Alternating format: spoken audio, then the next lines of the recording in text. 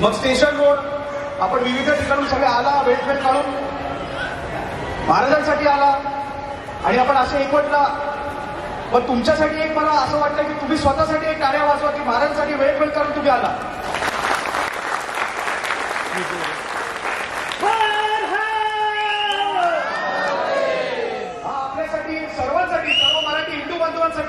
मराठी हिंदू सर्वांसाठी अविस्मरणीय सण आहे.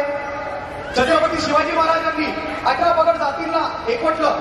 तसं आपण विभाजन सध्या हा माळी, हा ब्राह्मण, हा कोळी, हा आगरी, हा युपीचा, हा बिहारचा, पण आपण हिंदू म्हणून मराठी म्हणून कधी एक नाही झालो. म्हणून त्यासाठी आणि आपल्या माता भगिनींच्यावरती जो वाढता अत्याचार चाललाय मुंबईमध्ये किंवा महाराष्ट्र राज्यामध्ये, तर त्यासाठी त्याच्यावरती आळ आणायला, भूमिपुत्रांना मूलभूत सुविधा अधिकार मिळवून द्यायला, व त्यांच्या नोकरींचा विषय असो की स्थानिक लोकांना जे मेडिकलचा विषय असतो, विविध हॉस्पिटलमध्ये त्यांना रुग्णसेवा भेटत नाही, जे स्कीमचा लाभ भेटत नाही, ती आपली संस्था रजनी फाउंडेशन वर्षानुवर्ष 12 वर्षापासून काम करते. हे सगळे त्यांचे सभासद आहेत. तुम्ही सगळ्यांना ओळखत असाल. संतोष सुरेश शर्मा आहेत. सगळ्यांसाठी काय पण त्याच्यात एनजीओ मध्ये लिमिटेशन असतं. आपल्याला आपण अग्रेसिव्हली काम नाही करू शकत. आणि मला असं वाटतं सगळे आमचे माता भगिनी आहेत, त्यांचा आशीर्वाद पाहिजे. बुजुर्ग तर बोलणार नाही, सगळे यंग तरुणच आहेत आपण त्यांच्यासाठी आपण एक असं विचार केला की एक संघटना काढायची. आणि ते संघटनेचं नाव आता मी तुम्हाला सांगतो. एक जरा बॅनर तुम्ही बघून घ्या. तुमच्या लोकांचा वागूनच सगळ्यांचा, जसा आतिश झाला आगरीपाड्याचा, वीरेन झाला, दुर्गेश मंडलिक आपले, तसे जसे तुम्ही त्यांच्या पाठीशी उभे तसे संघटनेच्या पण पाठीशी उभे राहा.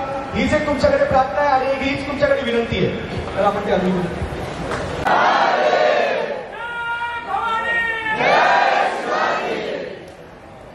बस झालं. अरे रक्त संसाराला पाहिजे, तुमच्यासाठी संघटना पाहिजे.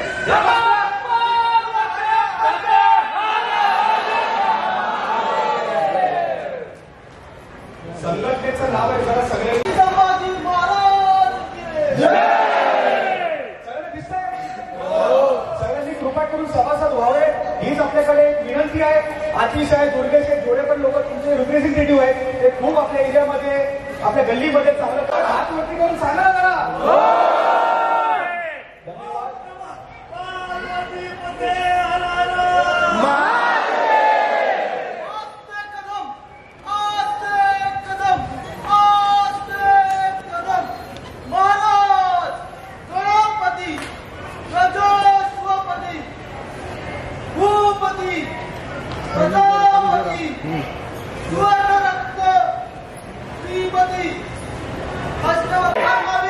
छत्रपती संभाजी महाराजांचा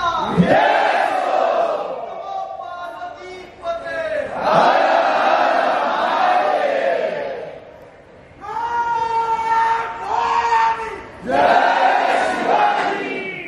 धन्यवाद. जय हिंद, जय महाराष्ट्र, वंदे मातरम. असे पाठीशी उभे राहा. धन्यवाद.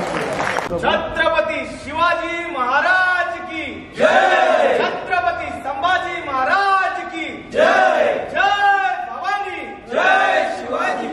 नमः पार्वते पते हर हर महादेव. बॉम्बे मात की जय.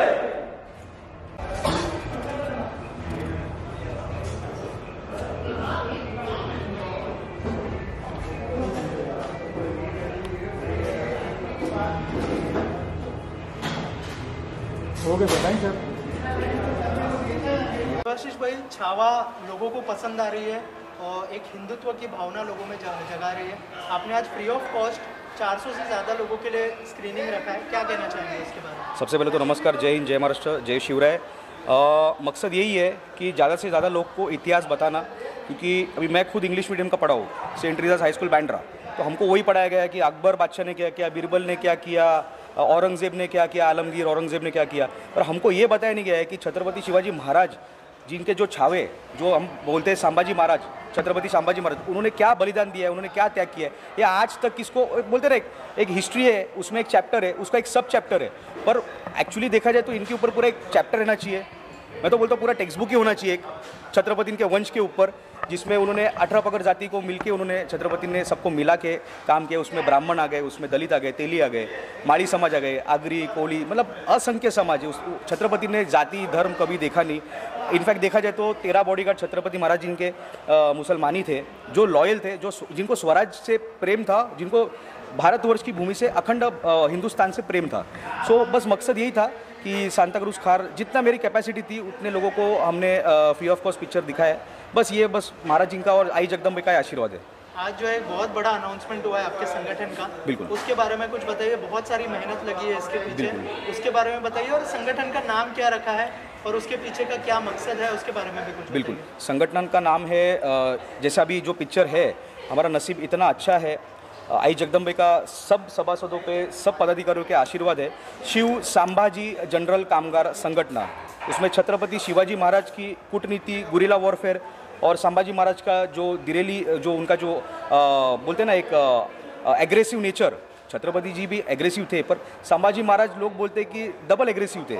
सो वो एक कॉम्बिनेशन के साथ में हम चल रहे, महाराज जी छत्रपति के सिद्धांतों पे ही चल रहे हम, उस बेसिस पे ही, उस रूपरेश पे ही हमने ये संगठन की स्थापना की गई है।